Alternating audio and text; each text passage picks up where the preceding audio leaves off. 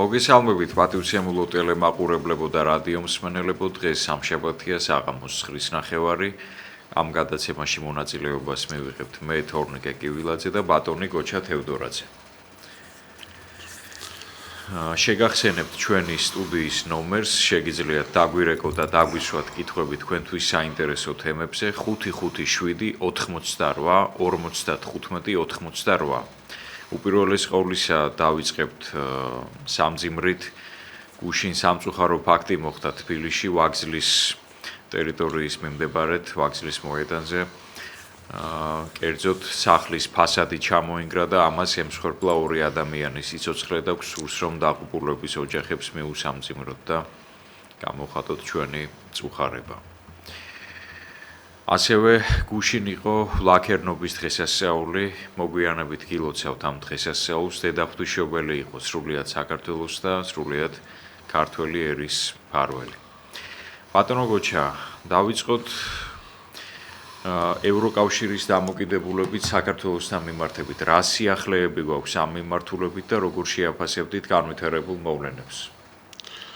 სიახლე ისა გვაქვს, რომ ყოველდღიურად ხელისუფლება გვეუბნება ქმედით დავიჯებს გამო ევროინტეგრაციის კუთხითო და რეალურად ყველანი ვხედავთ, რომ ყოველ დღე ამ ხელისუფლების მოღვაწეობისა გვაშორებს ევროკავშირს. დღეს ბრიუსელში ევროკომისია მსჯელობდა საქართველოს საკითხზე. დამატებით სანქციები ვერ იქნა მიღებული, მაგრამ გამოიგზავნა წერილი, რამდენადაც გვაქვს ინფორმაცია საქართველოს ხელისუფლების სახელზე ევროკომისიისგან, რომელიც ხელისუფლებას ვადას აძლევს 31 აგვისტომდე ვიზა ლიბერალიზაციის თემასთან დაკავშირებით, თუ 31 აგვისტომდე გარკვეული პირობები თუ არ ვცდები, სადღაც 8 პუნქტია. ამ პუნქტების შეუსრულებლობის შემთხვევაში შეიძლება საქართველოს დაკარგოს ვიზა ლიბერალიზაცია და ის მიღწეული შედეგი, რაც 30 წლის მანძილზე სხვადასხვა ხელისუფლებების დროს მიდიოდა ეს პროცესი და მივახციეთ ოცნების ხელისუფლების დროს 2017-ში აი ამ ვიზა ლიბერალიზაციის თემას, გვაქვს უვიზო მიმოსვლა ევროკავშირის ქვეყნებთან და შეიძლება ეს დავკარგოთ, თუ ხელისუფლება იმ მოთხოვნებს არ გაითვალისწინებს, რომელი მოთხოვნებსაც სვამს ევროკომისია ამ წერილში. ხლა მე არ მინდა რომ ავწდებ თქვათ ყველა პუნქტზე პირდაპირ შესაძყვისი ვერავ თქვა ისე არ წამიკითხავს ეს სრულად, მაგრამ რასაც თვითონ კალასი რა განმარტებასაც იძლევა, საუბარი არის პირველ რიგში იმაზე, რომ ადამიანის უფლებები უნდა იყოს დაცული ქვეყანაში, ხელისუფლებას რომ ვკითხოთ დაცულია და ზედმეტადაც დაცული, მაგრამ ეს ასე არ არის და ჩვენ ყოველდღიურად ხედავთ ამ პრობლემას. პრივატულ სივრცეზეც არის საუბარი და ერთ პუნქტშია თურმე ეს ყველაფერი. ესე იგი, ევროკავშირმა კარგად იცის ის, რომ ყველა ადამიანი იმის ფიქრში ვართ, რომ ყოველთვის გვისმენენ, გვითვალთვალებენ და ეს პრივატული ხელშეუხებლობაც ამიტომ მოხვდა ამ პუნქტში. არის საუბარი საარჩევნო თემაზე, როგორც გვეუბნებიან, პატიმრების გათავისუფლებაზე, ზოგადად სამართლიან სასამართლოზე და ალბათ კონკრეტული გვარებიც იქნება მითითებული, დღეს მსჯელობდნენ კონკრეტული მოსამართლეების დასანქცირებაზეც. მოკლედ 8 პუნქტია ისეთი, რომელი მოთხოვნებით შესასრულებელია, მაგრამ საქმე ის არის, რომ ხელისუფლების კომენტარები ამ საკითხთან რომ მოვისმინეთ, იმდანად რაღაც გაუაზრებლობასთან გვაქვს საქმე აი ამ სიმძიმის, რაც ხდება ეხლა, რომ დღეს კალასისგან ითხოვდნენ ბოდიშის მოხდას პარლამენტის თავმჯდომარე და კიდე რამოდენიმე წარმომადგენელი ხელისუფლებისა.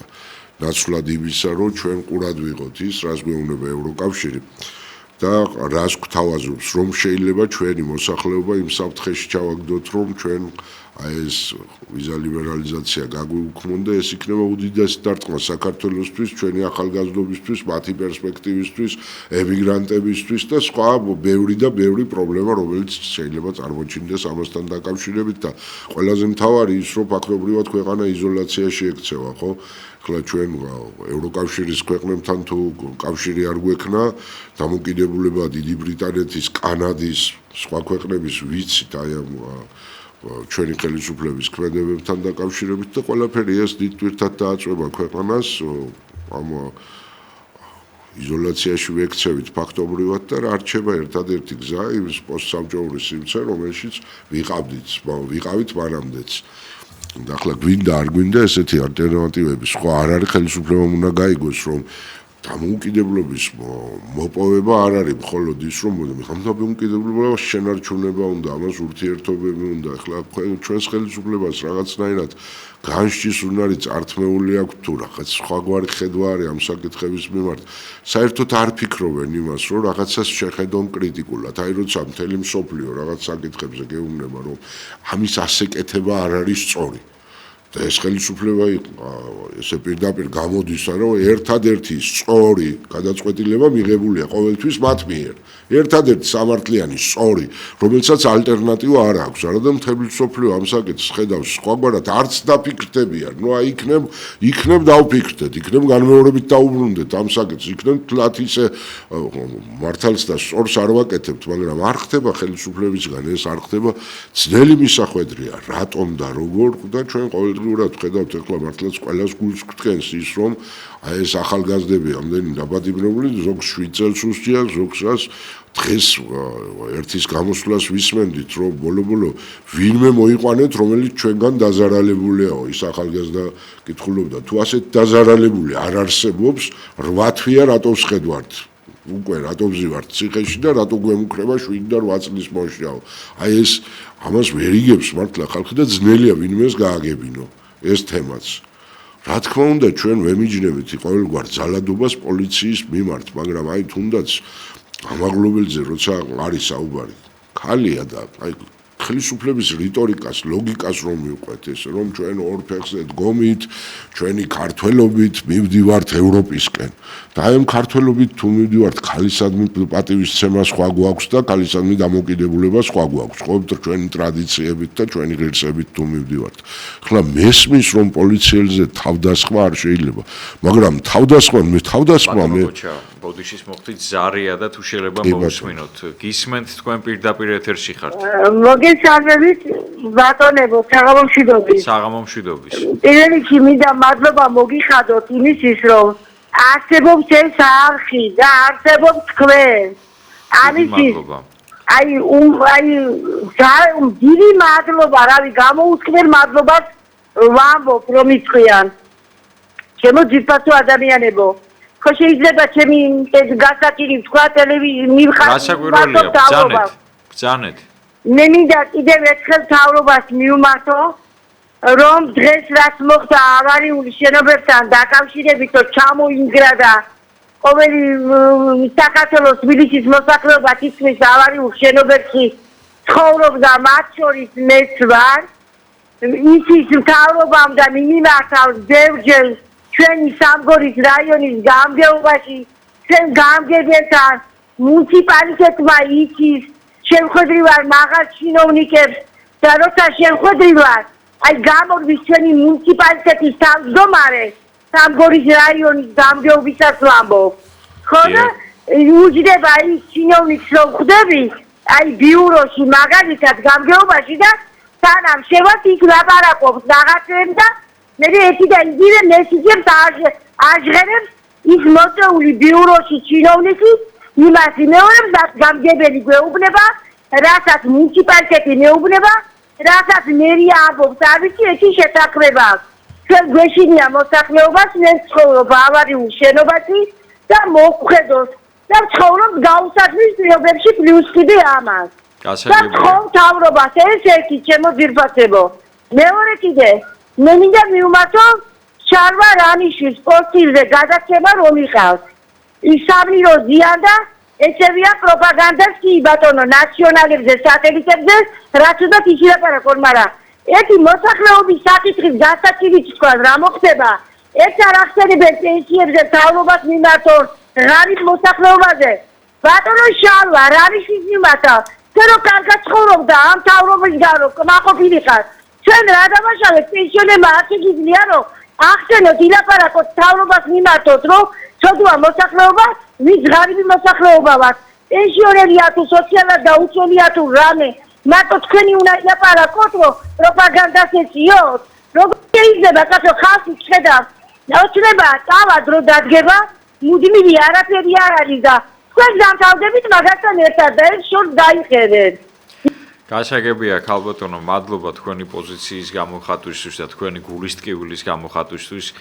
ბატონო გოჩა, დღეს თქვენ უკვე გქონდათ ერთი გადაცემა, სადაც ვრცლად ისაუბრეთ ამ პრობლემის შესახებ, მაგრამ 2-20 სიტყვით რომ შევაფასოთ ეს მდგომარეობა, რომელიც ამ დღემდე დედაქალაქშია შექმნილი. კი ბატონო, დიდი ტრაგედია მოხდა გუშინ. მეც დღეს გადაცემა სამძიმარით დავიწყე, ორი დაღუპულის ვუმართ, ერთი ჯერ კიდევ გონი რეანიმაციაში რჩება და ჩემთვის რაღაც უხერხული იყო თემა, როდესაც ქალაქის მერი და მერის წარმომადგენლები გამოდიოდნენ და ფაქტობრივად ამას აბარალებდნენ მობინადრეებს ამ კორპუსისას, რომ თურმე რამოდენიმე მობინადრე არ დაეთანხმა იმ ჩანაცვლების პროგრამაში მონაწილეობას და არ გამოვიდნენ ამ სახლებიდან და ვთქვი კიდეც დღეს. აი ვთქვათ მართლა ეს პრობლემა წარმოიქმნა. ჯერ რეალურად თუ პრობლემას მერია ხედავს ესე რომ ეს კორპუსი იმდენად ავარიულია რომ ამან შეიძლება ესეთ ფატალური შედეგი გამოიწვიოს ადამიანებისთვის მაშინ თავისთავად ცხადია ვიღაცის პრეტენზია, ვიღაცის ამბიცია იმასთან დაკავშირებით რომ აი ეს ჩემი საკუთრებაა და მე ამას არ დავთმობ. კანონი ჩვენ სხვაგვარად გვაქვს კიდე უფრო მეტი, სადაც არ არის საჭირო და იქ აძლევს ვალდებულებას მეპატრონეს იმისას, რომ საზოგადოებრივი სივრცე დაცული იყოს.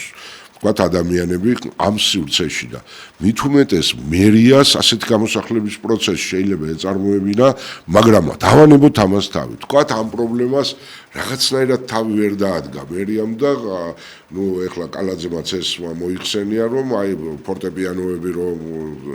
ფორტეპიანოებს რომ ისროდნენ შენობიდან ისეთი არ გვინდოდა რომ გაგვეკეთებიაო და ვთქვათ ამ ძალადობაზე რამოდენიმე მოსახლესთან ვინც გაჯიუტდა ვერ გადავიდნენ. თუ ვერ მოხერხდა ეს პროცესი. მაგრამ იქ პირველ სართულზე ამ შენობის ნულოვან სართულზე არის რამოდენიმე კომერციული პარტი. უკარი თვალი დეილი სუპერმარკეტების ქსელი, ხორცის მაღაზია და ასე შემდეგ. განვაგზავნოთ შემდეგ.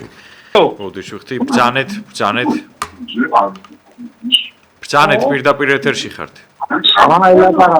ალო. გისმენთ.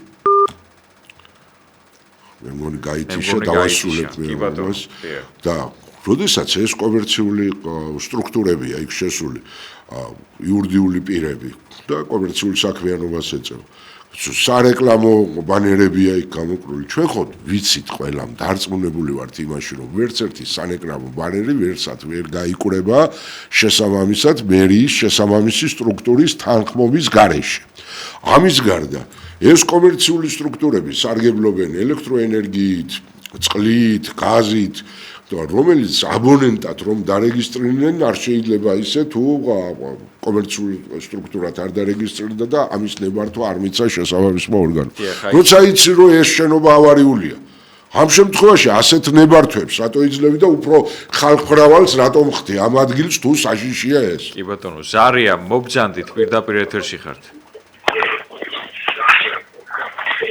ბრძანეთ პირდაპირ ეთერში ხართ. ალო, გამარჯობა. გამარჯობა. ძალიან სულ ვითარებაშია ქვეყანა ჩემო მეგობრებო, ძალიან სულ ვითარებაში.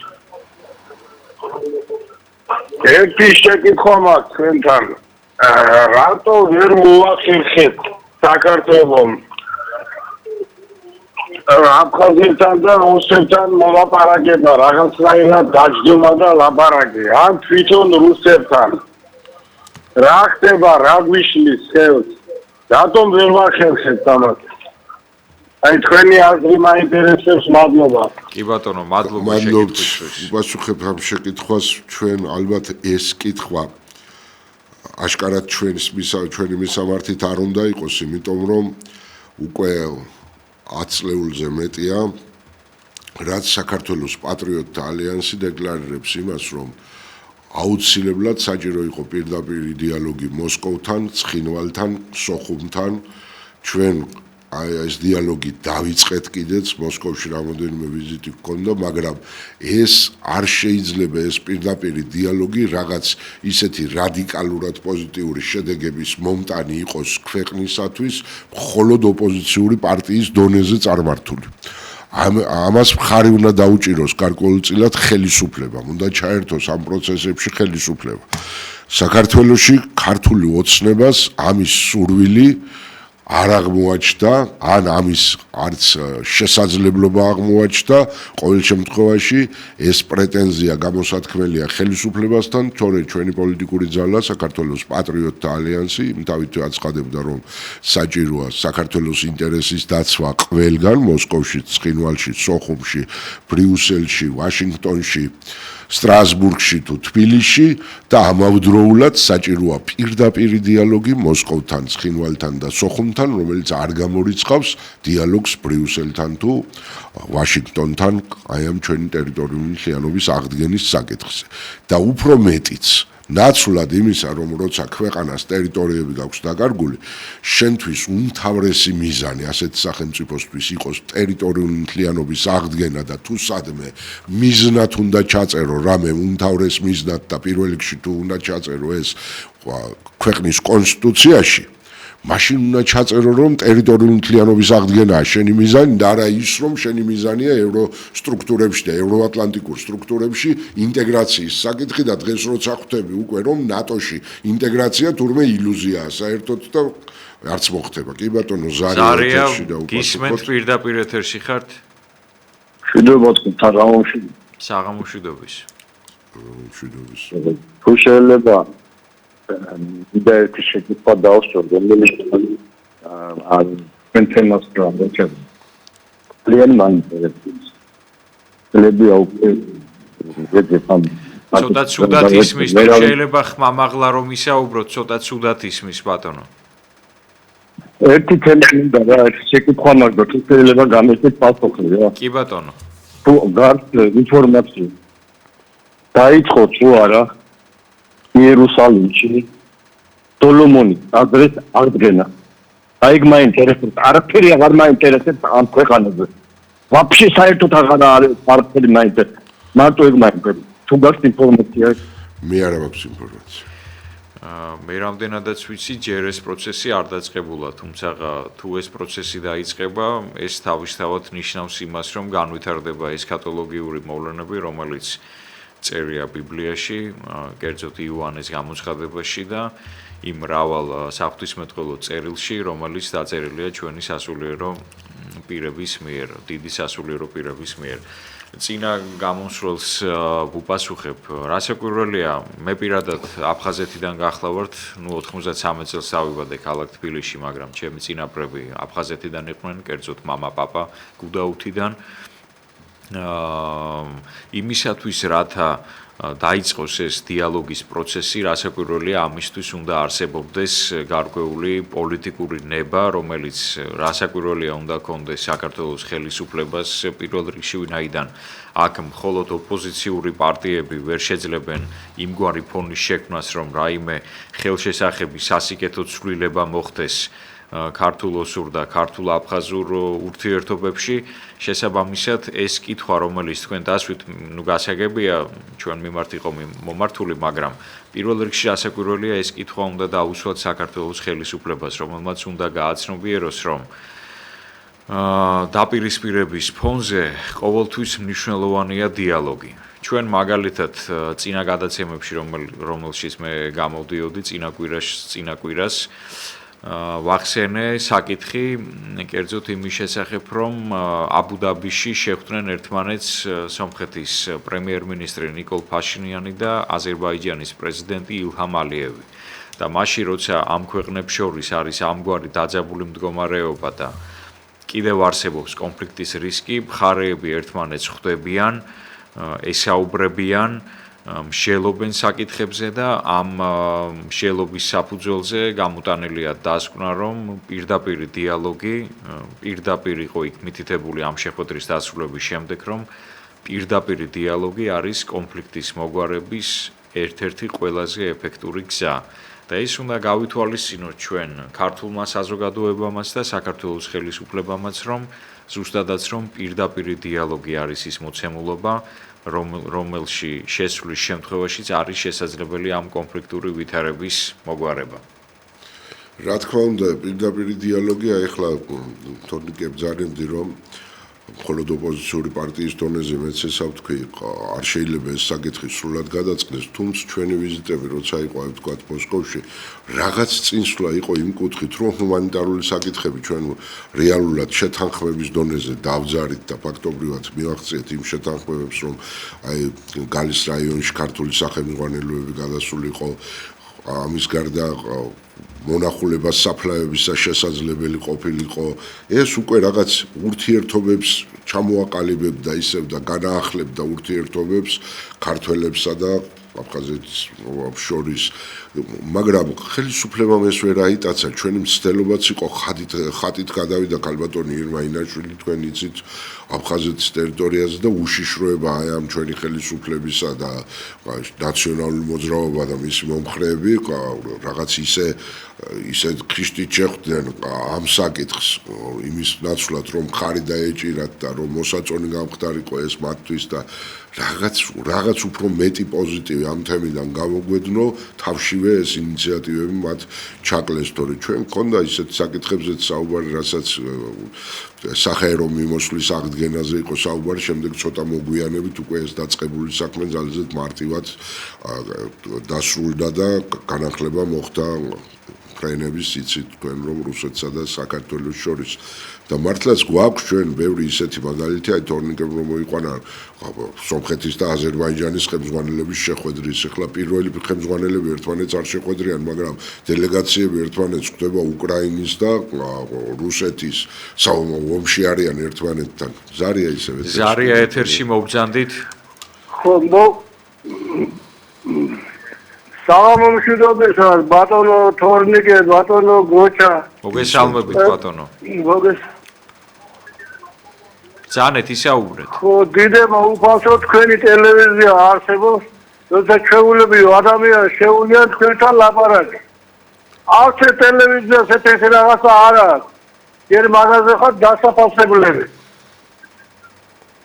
კი ბატონო დიდი მადლობა რაიმე კითხვა თუ გაქვთ ბატონო მეორე კითხვა ამ თავრობამ ესე იგი ერთი თვის საქმეს ერთი წელი უნდა საქმეს თელი წელიწადი წელავს სანამ ვიღაცა დაიღუპება აფერს არ მოიტეხავს ან არ მოკვდება მე გამოიღვიძებენ აი დღესაც მოხდა თბილისში რაც მოხდა კალაძე იძახის რომ ამას შემოვთავაზე რაღაცა აქეთ იქით არაფერად მოსახლეობა არ დახვდა ხო მე ახლა გადავხებთ ნიჩბისის ხეობიდან დიახ ჩემი სახლის გვერდზე 15 მეტრაში 10000 ვოლტიანი გზები გადის დენი ბოძები გადაგრეხილია მაგარი ხარი რო იყოს პირდაპირ დაეცემა სახლს 10000 ვოლტი ვის არ მიუმართე ეს შემდგომაში არ შედის ეს ამაში აი რა გავაკეთო არ ვიცი ეს ნაკლებად სახიფად ბავშვები დადიან სტადიონია ხო რავი საქონელია თუ რა საერთო ბავშვები ხშირად თამაშობენ ფეხბურთს ეს 10000 ვოლტიანი დაეცეს მოხდება უბედურობა ხო რა ვის არ მიმართენ ცხეთაში არავით არ ყურადღება ბოძები გადაგრეხილი გაუბედურებული ყველაფერი ხო რა ამაზე მინდა გავამახვილო იქნებ მაგათ ყურამდე როგორღაცა მივიდოს რომ მოხვედო ცხეთის რაიონია სადღაც ხوارავა თუშეთში ხო კი ბატონო არავის თბილისში გადაყვა კი თბილისი დედაქალაქია მიხარია ყველაფერს ვაკეთებ ჩვენ სოფელელებმა რა დავაშავე ამდელი კალაძეს თუ ამდელი ფულია ცოტა ზოგიერთ სოფელშია რაღაცა გააკეთოს რატო მისეს თუ იგეს გავაკეთე ისეს გავაკეთე ხო სოფელებში რატო არ აკეთეს ხალხი გამოვა სოფელებში ყველა თბილისია ჩაბუდებული და სოფელები გაუბედურებულია როგორ შეიძლება ესე მაგას მაგდალა ბიუჯეტი ჰქონდეს სოფელს არაფერი ვადლობთ გასაგებია მადლობა ამ ზარისათვის მართლაც დიდი უბედურება ტრიალებს საქართველოში და სანამ რაიმე უბედური შემთხვევა არ მოხდება, მანამდე არანაირ რეაგირებას არ აკეთებს გამგეობა თუ მუნიციპალიტეტის ხელმძღვანელობა და საგულისხმო ფაქტი აღნიშნეთ, რომ შესაძლებელია დიდი უბედურება ზუსტად ესია, ურევი რო გადაბრუნდებაო. გზამერ გამოჩნდება ისი ახლა ამათი საქმე ზუსტად აი გუშინდელი აი ამ ტრაგედიის შემდეგ 94 ოჯახი ყოფილა აი მოვინადრე იმ კორპუსის და ყველას გაყვანა მოხერხდა უკვე რაღაც ერთღიან მონაკვეთში როცა ასეთი დიდი ტრაგედია მოხდა კორპუსი ხომ არ დანგრეულა რა ის პარაპეტი წამოვიდა და დავარდა და შეიძლება გაეგზელებინათ მაშინ ცხოვრება ხო იმ სახლში მაგრამ დაინახეს რომ აი ეს უბედურება დატრიალა და ამის შემდეგ თურმე ოპერატიულად საათებში შეიძლება ამის მოგვარება. ანალოგიურად ეხლა შესაბამის ორგანოებს ჩვენს მიუმართავთ ამ ეთერით შესაბამის მუნიციპალიტეტს იქნებ ამ ადამიანის ნიჩბისთან დაკავშირებული ეს პრობლემა გაითვალისწინონ, ყურად იღონ, ვიდრე იქ მართლა არ მომხდარა რაღაც ისეთი ინციდენტი, რომელიც ფატალური შედეგამდე მიგვიყვანს, ისევე როგორც თბილისში ამ სადგურის მოედანზე გუშინ მოხდა. ერთმა დაიფაროს ყველა. ბატონო გოჩა, მიუბრუნდები ისევ ვიზა ლიბერალიზაციის საკითხს. თქვენი აზრით, იმ შემთხვევაში თუ კი თქვათ საქართველოს შეუწყდება ვიზა ლიბერალიზაცია, რა პროცესები დაიწყება ქვეყანაში და როგორი რეაქცია იქნება ამაზე საქართველოს მოსახლეობას, რომელიც დიდი ხანია ამ სარგებლით არის უზრუნველყოფილი, კერძოდ ვიზა ლიბერალიზაციით, ბევრი ჩვენი თანამემამულე წასულია საზღვარგარეთ სამუშაოდ, სასწავლებლად, ბიზნეს შეხვედრებს აწარმოებს. აი რა პროცესი შეიძლება, რა უმართავი პროცესი შეიძლება დაიწყოს ქვეყანაში ვიზა ლიბერალიზაციის გაუქმების შემთხვევაში? ეს ღერთვა დაგვიფაროს, რომ ამ ზომამდე მივიდეთ და ხელისუფლება გონს არ მოეგოს და ვთქვათ ის მოთხოვნები, რაც არის, ამ მოთხოვნებთან დაკავშირებით ევროკავშირთან მჭიდრო კავშირი არ დაამყარონ და რის გადაწყვეტად შეიძლება გადაწყვიტონ, რაც თვლიან ესე პრინციპულად, რომ ამ საკითხს ვერ გადაწყვეტენ, იქნებ როგორღაც კონსენსუს რაღაც სახეცვლილებით თუ რაღაც ფორმის ცვლილებით მიაღწიონ, თორე წინააღმდეგ შემთხვევაში თუ ევროკავშირი მართლაც წავა იმ რადიკალურ ქმედებაზე, რასაც ვიზა ლიბერალიზაციის შეჩერება ქვია, ამას მე არ გამოვრიცხავ, რომ უმართავი პროცესები მოყვეს ქვეყანაში თვითონ და ხელისუფლებისთვის და ქვეყნისთვის ძალზე მტკივნეული არ გამოვრიცხავ იმასაც, რომ თავად ხელისუფლების მომხრეებიდან დღეს რო ხელისუფლებას ემხრობიან ისევ და ისევ ამათგან ბევრი ხელისუფლების მოწინააღმდეგე გახდეს და არა მხოლოდ სახლიდან მოწინააღმდეგე, არამედ ქუჩაში გამოსვლით და სხვა აქტივობით მოწინააღმდეგე. ისევ ზარია. ზარია მობძანდით პირდაპირ ეთერში ხართ. გამარჯობათ. მოგესალმებით. იმ ხლა იმ კაცმა დაეკა იბანი. კალაძე რა უნდა გაუკეთოს იმ ნიჩბისში. აგე წეონისის ქუჩაზე როდისაც დოინდელი სუპირველი ხის ბოძები არის ჩასობილი ზოგი საითარი გადაღმერთილი ზოგი საითარი გადმოღმერთილი და რაც მოახდენს ეგაიცის აგე ნესტორ გარდაფხაძის ქუჩა არის უბსკოლია და უბსკოლის დაბლა ხალხი ცხოვრობს მაგრამ მანქანები დადიან იმას უნდა კედერის გაკეთება ვინ მოდის ვინ არის მე არ ვიცი რა ვიცი Robotდება ვიღაცა ოჯახი ამოწდეს შეიძლება მაგიდან მანქანა ჩავარდეს და მანქანაში დაიღუპება ხალხი და ოჯახში ყველა გადააჩინოს უფალმა ღერთვა ყველა დაგვიფაროს კიდე მორიგი ტრაგედიისგან 10,000-ზე მეტი შენობა ყოფილა ესეთ ავარიულ მდგომარეობაში თბილისში ახლა 1000 პრობლემა სახელდება აი კიდე ჩვენ ამ ზარების საშუალებით ვიგებთ სხვა ისეთ პრობლემის შესახებ რომელსაც უთუოდ შველა უნდა იქნებ ხელისუფლება უფრო მობილური გახდეს მხოლოდ თავის მართლების რეჟიმში არ იყოს რომ ჩვენ ყველაფერში მართალი ვართ და უფრო მეტად ეს დაფინანსებები ახლა ყველანი ვხედავთ რომ ამდენი სიპები, აიპები და როგორმე ოცნება მარჩევნებიდან არჩევნებამდე რომ ამორჩეველი შეინარჩუნოს ადამიანები კარგია რომ ვიღაცა არაზღაურებას იღებს თქვათ მაგრამ ამას რეალურად ხალხმა მოსყიდვა ქვია ზოგმა სულ არ იცის სად არის გაფორმებული თანამშრომლად საერთოდ არ არის იქ ნამყოფი და ანაზღაურებას იღებს იმისათვის რომ როცა არჩევნების პერიოდი მოვა ოცნების მხარდამჭერი გახდეს და არა მარტო მხარდამჭერი მისი კოორდინატორი რაღაც უბნის უფროსი უბნის წარმომადგენელი თუ სხვა აქტივობით იყოს დაკავებული იმიტომ რომ ოცნებას მოუტანოს ხმები და ამას ჯობია რომ ეს დაფინანსება რეალურად ქვეყნის უკეთესობისკენ შეცვლისთვის, ქალაქის იერსახეს მოყვარდეს, უფრო სხვა ჩვენ 1000 პროგრამა გქონდა აი პატრიოტთა ალიანსს თქვა ხო შეიძლება რომ ასეთ თანხები თუ გაქვს ამ კაცს ტყილა ყოფნაში რომ რაღაც ორკაპიკს აძლევდა დიდად ვერც ეხიდება მშიერი არ კვდება და ეს არის მხოლოდ ჩვენ როცა ვამბობდით რომ შეიძლება სხვადასხვა წვრილი ბიზნესი ვაჩუქოთ ოჯახებს ვაჩუქოთ როგორ აი ლურსმნის წარმოება თუნდაც საქართველოში არ ხდება ხელსახოცების წარმოება საქართველოში არ ხდება შეიძლება აი ამისთვის აპარატები შეიძინო ოჯახს გადასცეს საჩუქრად გამოუყო ფართიც სადაც აწარმოებს ამ ბიზნესს ხო მას შეუწყო ხელი ამ ბიზნესის დაწყებაში უფასოდ გადასცე ეს ყველაფერი ეს ოჯახი სულს მოითქვამს უკვე ამ წარმოებით ჩვენც აი ესე ყველაფერი რომ შემოდის ქვეყანაში არ იქნება და ადგილობრივი წარმოება განვითარდება ამით უკვე სადღაც რამოდენიმე თვის შემდეგ თუ 1 წლის შემდეგ ეს ოჯახი თავად ხდება სხვის დამსაქმებელი მეზობლის მეგობრის ახლობლის ირგვლივ მყოფის და თუ თანხების შესაბამისად გვაქვს რომელი თანხებიც არამიზნობრივად იხარჯება ეხლა და ვთვლი რომ ეს უფრო არამიზნობრივი ხარჯია და მხოლოდ ხელისუფლების შენარჩუნებაზე და ხელისუფლებაზე ჩარღაუჭებაზე ორიენტირებული ეს თანხები მივმართოთ ამ მიმართულებით კეთილი მოვაწყოთ იერსახე ქალაქის და მივცეთ ხალხს საშუალება საკუთარი საქმე დაიწყოს და ამით დავძლევთ სიღარიბესაც, უმუშევრობასაც და უბინაობის პრობლემასაც დავძლევთ და ხალხი იმ შიშში რომ არ იყოს, ავარიულ კორპუსში მცხოვრობ და თავზე არ დამემხოს, ყველაფერი ამ პრობლემებსაც გადავჭრით. შეიძლება ეს ერთ დღეში, ორ დღეში არ მოხერხდეს, მაგრამ რამოდენიმე წლიანი პროგრამით აი ამ პრობლემებიდან შეიძლება ქვეყანა ამოვიდეს. ბატონო გოჩა მე მახსენდება ერთი გამონათქვამი თუ გინდა ადამიანს დაეხმარო მიეცი მას არა თევზი არამედ ასწავლე თევზაობა გასაგურულია მას ვისაც არ ზალუts თევზაობა მას უნდა მისცე თევზი და შესაბამისად შრომის უნაროს უნდა დაეხმარო მაგრამ შრომის უნარიან ადამიანებს უნდა შეუქმნა შენ ისეთი კონტექსტი ისეთი გარემო რომელშიც ის დასაქმდება ზარია მობძანდით პირდაპირ ეთერში ხართ ისაუბრეთ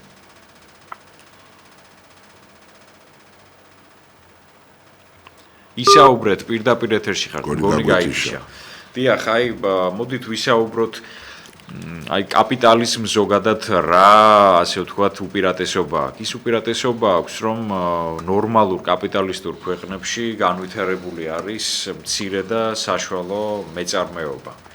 და თუ კი ჩვენ გვინდა რომ საქართველოში კაპიტალიზმის ეს ფორმა რომლის დამკვიდრებასაც ვცდილობთ ასე ვთქვათ დამკვიდრდეს და განვითარდეს ამისათვის აუცილებელია რომ განვითარდეს მცირე და საშუალო მეწარმეობა იმიტომ რომ სწორედ მცირე და საშუალო მეწარმეობა ქმნის მრავალ სამუშაო ადგილს და რასაკვირველია ქმნის მოსახლეობის საშუალო ფენას რომელიც ნებისმიერი განვითარებული საზოგადოებისთვის არის ამოსავალი წერტილი ვინაიდან სწორედ მოსახლეობის საშუალო ფენა წარმოადგენს ყველაზე მნიშვნელოვან დასაყრდენ ფენას სახელმწიფოსათვის და ბუნებრივია რომ სწორედ საშუალო ფენის მშენებლობას უნდა ცდილობდეს ნებისმიერი ხელისუფალი რომელიც მოდის სათავეში ზარია მობძანდით პირდაპირ ეთერში ხართ გამარჯობათ მოგესალმებით გამარჯობათ მეც რა მაინტერესებს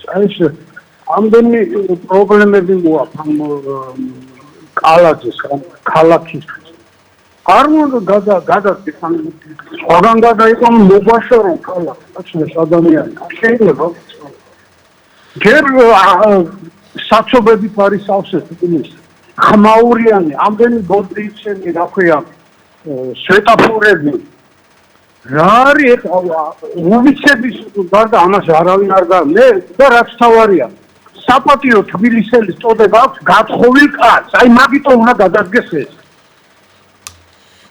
კი ბატონო პრობლემა ძალზედ ბევრია ჩვენ ახლა კონკრეტულად ალბათ კალაძის გარდა ბევრია იქ ვინც პასუხისმგებელი უნდა ყოფილიყო გუშინდელი ტრაგედიაზე და ჩვენ გუშინდელი ტრაგედიის გამოძახილი ვსაუბრობთ ამ თემებზე ახლა მაგრამ ზოგადად ის ნამდვილად ვიცით რომ ამ ხელისუფლებას არაფერზე პასუხისმგებლობა არ ახასიათებს ეს ხელისუფლება არაფერზე პასუხისმგებლობას არ იღებს გუშინ ეს მომხდარი ტრაგედია პირდაპირ ფაქტობრივად ხალხს დააბრალეს ცოტა ხნის წინ აგვარჩევინეს და მთელ მოსახლეობას აარჩევინეს პრეზიდენტად სარომე ზურაბიშვილი 2018 წელს და გავიდა სულ რაღაც 3-4 წელი და გვეუბნებოდნენ რომ ეს ჩვენი არჩეული პრეზიდენტი თურმე ქვეყნის მოღალატეა და ხალხს გვაბადლიდნენ აი თქვენი პრეზიდენტი ვითომ ჩვენი არჩეული იყო შემდეგ გახარია ხან შინაგან საქმეთა მინისტრად ყავდათ შემდეგ დააწინაურეს და პრემიერ-მინისტრი გახადეს ახლა გვიძახიან რომ აი ეს გახარია მამაკაცის იდეალად სახავდნენ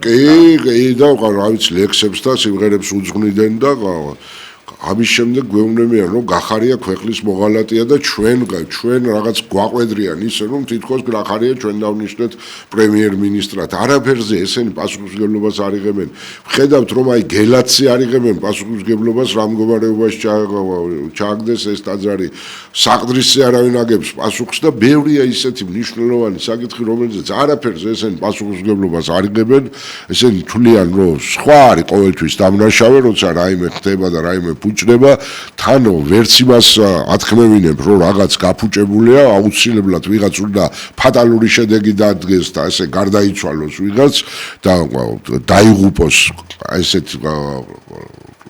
რაღაც ასეთ უგერგილო დამოკიდებულებით საქმეზე რომ მერე თქვას რომ რაღაც მართლა ტრაგედია მოხდა მაგრამ ამაში დამნაშავე თვითონ არ არის და თუ ესეთ ფატალური შედეგი არ დგება პირდაპირ რომელიც აი ესე თვალნათელია ყველასათვის არც აღიარებენ რომ რაღაც სუდად წავიდა აი ხო ხედავთ ეხლა რომ ჩვენ გვეუბნებიან ყოველდღე რომ მივდივართ ჩვენ ევროკავშირისკენ ორ ფეხზე დგომით რომ ჩვენ ვიქნებით ყველაზე მეტად მზად ევროკავშირის ნამდვილი წევრობისათვის ევროპის არც ერთი ქვეყანა არ დარჩენილა ფაქტობრივად თუ უნგრეთს არ ჩავთვლით და სლოვაკეთს ვინც არ გვეუბნება რომ ჩვენ ევროპის კურსს გადავუხვიეთ რომ ჩვენთან დემოკრატიის ნაკლებობა რომ ადამიანის უფლებები არ არის დაცული რომ სასამართლო სისტემა მიკერძუებულია და ასე შემდეგ მიუხედავად ამისა ხელისუფლება გვეუბნება რომ შვიდობიანად ორ ფეხზე დგომით მივდივართ ევროკავშირს სად მიდიხართ ხალხო სად მივდივართ მითხარი აბა როგორ მივდივართ ეხლა თქვენთან რომ სტუმრად მოვდიოდე თქვენ მიძახოთ რომ არ დაგინახოთ ჩემთან სტუმრად მოსული და მე ვიძახო რომ აი ამ კაცთან მივდივარ მშვიდობიანად თუ სახში არ მიშვებ მშვიდობიანად როგორ შემოვალ შენთან მაშინ რაღაც იარაღი უნდა ავიღო ხელში და ძალით შემოგეჭრე ოჯახში ხო და ეხლა ეს საუბარი რომ მივდივარ მშვიდობიანად ორ ფეხზე დგომით გვატყუებ არა ტყუილია ეს ყველაფერი და გვატყუებ სულ და ერთადერთი რასაც აკეთებ და წარმატებულად აკეთებ როგორმე თავი შეინარჩუნო არჩევნებს გააყალბებ როცა გინდა აბა მანიპულირებას გააკეთებ ყველა პარტია მოვსპე და ამით ტრაბახობ სამართლიანობის აღდგენობის კუთხითაც რეალურად არც ერთ ნაბიჯს არ გადადგამდა თან გვეუბნები რომ აი მე ახლა დავიწყე სამართლიანობის აღდგენა რა დაიწყე როგორ დაიწყე ის კომისია რომელიც მუშაობს ახლა 2004 წლიდან ნაციონალური მოძრაობის დროს ჩადენილ დანაშაულებზე რომელიც უნდა მსჯელობდეს შეხედეთ რომ სულ რაღაც 3-4 ფაქტის შემდეგ დაანება ამას თავი და ის 3-4 შემთხვევაც რაც იყო მასზე დამდგარია უკვე განაჩენიც თუ ვინმე დასაპატიმრებელი იყო დაპატიმრებულიც არის